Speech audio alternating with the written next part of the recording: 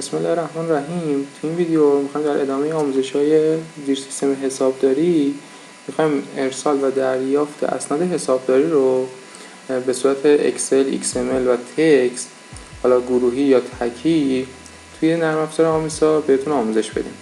ما وقتی یک سندی رو توی زیر سیستم حسابداری ثبت می‌کنیم، حالا به صورت دستی یا از زیر سیستم ثبتش که می‌کنیم، میتونیم ارسال بکنیم و در یک نرم افزار آمیزهای در جای دیگه‌ای دریافتش بکنیم.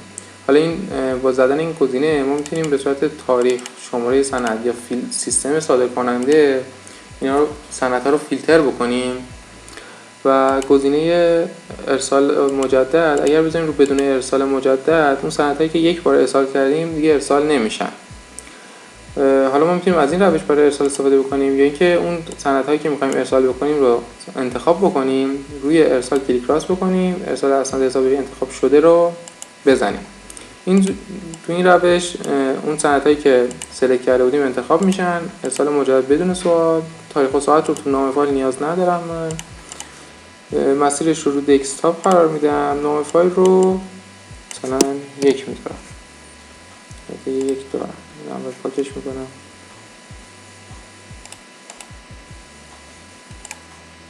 نام فایل رو 1 قرار میدم.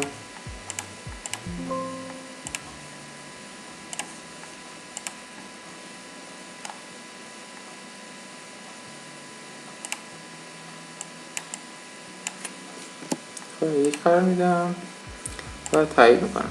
حالا من دسکتاپ که برم، فایل 1 رو باز بکنم، اون سندهایی که سلکت کرده بودم به صورت فرمت XML بر من ارسال شده.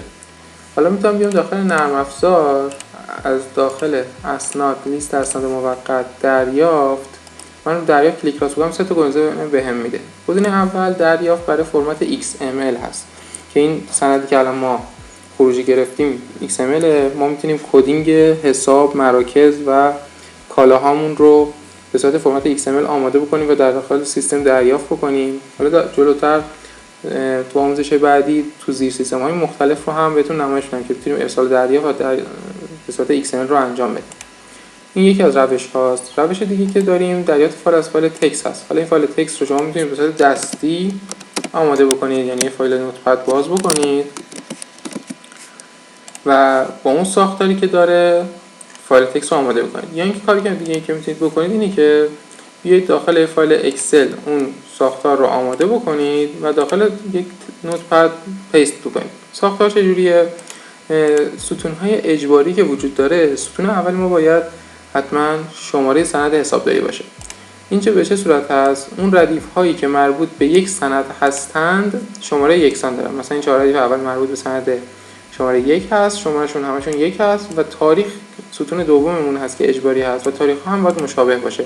یعنی این 4 ردیف مربوط به سند شماره 1 در تاریخ 1/1 هستش. بین ستون ها از ما جدا کننده استفاده می‌کنیم که من اینجا از جدا کننده هشتگ استفاده کردم. ستون های بعدیمون میتونه هر چیزی باشه و اطلاعاتی که ما می‌خوایم داخل سند حسابداریمون ذخیره بکنیم. مثلا من این ستون رو کد حساب گذاشتم، این ستون مرکز هزینه 1 یا همون تفصیلی شناورم گذاشتم که خب یک سری ردیف‌ها دارن، یک سری ردیف‌ها ندارن. اونا که دارن رو میذارم که ندارن. شرح ردیف رو گذاشتم، مبلغ بدهکار، مبلغ بستانکار. اینها رو من کپی میکنم، یه فایل نوتپد باز میکنم، پیست میکنم، یه سیو ازش میگیرم با فرمت XML با فرمت تکست و این رو روی UTF 16 قرار میدم. سیو میکنم. حالا من این فایل رو میتونم بیام داخل نرم افزار، اسناد، لیست اسناد موقت، دریافت از فایل تکست رو انتخاب بکنم. بعد فایلی که الان درست کردم رو انتخاب بکنم. سیستم خودش ستون‌ها رو تشخیص میده. گزینه دیگه که ما اینجا داریم و کاربردی هست، تغییر کدهای قدیم با جدید هست. حالا شما اگر می‌خواید یک کدی رو داخل سیستمتون تغییر بدین، یکی از روش‌هایی که میتونید استفاده کنید این هست که حالا موقع دریافت، حالا ممکنه یه سندی رو از یه جایی ارسال کرده باشین، می‌خواید اینجا دریافتش بکنید، یک کدی هست با کد اونور متفاوته، یا حالا یک کد یا چند کد متفاوتن. شما میتونید لیست کدها رو آماده بکنید تو یک ستون کد مبدأ و یک ستون کد مقصد و اون رو همزمان با فایلتون بدید و انتقال کد هم انجام بشه موقع دریافت. ولی حالا ما فقط می‌خوایم فعلا دریافتش بکنیم. ستون‌ها شناسایی شدن، ردیف‌ها شناسایی شدن، جدا کننده مشخص شده. ستون‌ها رو به صورت پیش‌فرض نامگذاری می‌کنه، ولی ما واسه فیلدهای خودمون نامگذاریش رو اصلاح می‌کنیم. ستون اول من شماره سند هست، ستون دوم تاریخ سند، ستون سوم برای من کد حساب هستش، ستون سوم مرکز هزینه‌ام هست، ستون چهارم شرح ردیف هم هست، ستون یک مونده با آخر مبلغ بدهکار و ستون بعدی مبلغ بستانکار. نکته که اینجا وجود داره، شما میتونید اگر یک روندی تو شرکت دارید که میخواید اسناد رو حالا به صورت مداوم تو سیستم دریافت بکنید و ساختارتون یکی است، مثلا همیشه همین 5 تا ستون 6 تا ستون رو دارید و میخواید هر دفعه این ستون‌ها رو نخواهید انتخاب بکنید، میتونید شما این ساختاری که ایجاد کردید ترتیب ستون‌ها رو با زدن دکمه‌های کنترل شیفت آلت اس خروجی بگیرین و مثلا توی مسیری با یه نامی ذخیره بکنید و دفعه بعد که یه فایل جدیدی دادید با زدن کنترل شیفت آلت ال اون فایل رو لود بکنید و این ستون‌ها رو دیگه نخواهید هر دفعه ترتیبش رو دستی مرتب بکنید. حالا من ترتیب ردیفامو بهش دادم و تایید میکنم، میزنه 4 سند دریافت شد. من الان صفحه نظر رو بزنم، اون ردیفا دریافت شده. حالا من میخوام اون سندی که الان خودم زدم رو ببینم و حالا اگرم اشتباهی شده پاکش بکنم. میام فیلد تغییرات کاربران، همین امروز رو انتخاب میکنم، میبینیم سندی که الان دریافت شده توسط من. میام اینها رو انتخاب میکنم و حذفشون میکنم. حالا روش دیگه که هست، من همین سند رو بخوام به صورت اکسل دریافت بکنم، میام ستون هام رو میچینم، شماره سند، تاریخ سند، کد حساب، تفصیل و هر ستون دیگه که کد کالا، تعداد، هر ستونی که من نیاز داشته باشم میچینم. نکاتی که وجود داره موقع دریافت این فرمت، یکی اینکه وقتی من مبلغ بدهکار رو به سیستم دادم، مبلغ بستانکار باید خالی باشه، صفر نباید باشه. حالا اگرم بود با کنترل اچ شما میتونید با زدن این تیک ها و گزینه صفر این بالا تمام صفرهای تو صفحه رو، صفرهای تک رو حذف بکنید. صفرهایی که داخل عدد هست نه، فقط صفرهایی که وجود داره رو حذف بکنید. نکته دوم، بهتر این که فایل نامتون انگلیسی باشه، مثلا فایل نام من تکست هست و شیتتون حتما باید اون شیت فعالی که میخواید دریافتش بکنید داخل برنامه نامش شیت 1 باشه. و نکته دیگه که از تو شرحتون اگر از کلمات انگلیسی استفاده میشه، یه سری کلمات هست داخل XML فرمت خاصی دارن. مثلا اگر اند رو به این صورت داشته باشید، برای دریافتش باید یه فرمت خاصی رو جایگزینش بکنید که حالا داخل درسش رو هست و حالا فرمت حالت دیگه ای هم داره.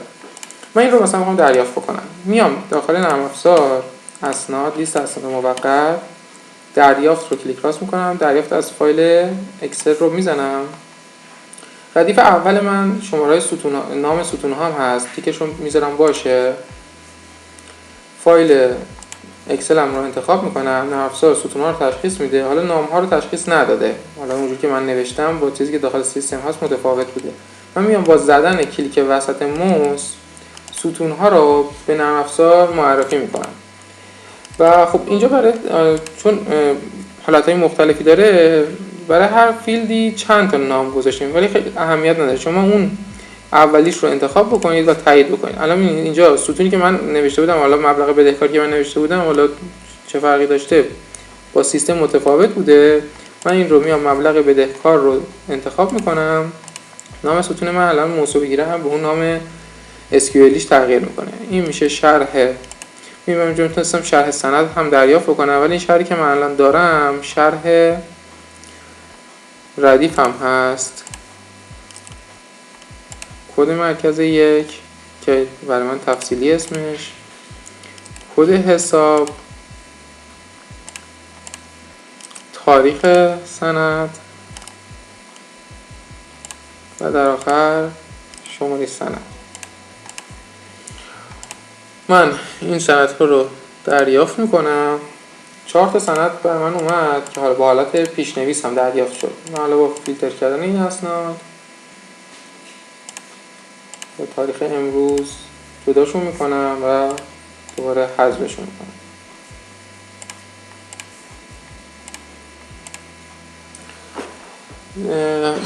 تو این روش ها سند با همون ساختاری که شما گفتین تو سیستم دریافت میشه و اگر حالا خطایی داشته باشه، کد حسابی اشتباه شده باشه، شما بعداً با موقت کردن سند یا با کنترل اسناد میتونید خطاهاش رو پیدا کنید. روش دیگه که ما میتونیم سند رو دریافت کنیم، اون سندها به صورت گروهی بود. ما میتونیم سند رو به صورت تکی، حالا یه سندی داریم که تعداد ردیفاش خیلی زیاد هست، یا نه یه سندی داشتیم ما ازش اومدیم به صورت اکسل خروجی گرفتیم، تغییراتمون رو روش اعمال کردیم، حالا میخوایم دوباره تو نرم افزار دریافتش بکنیم.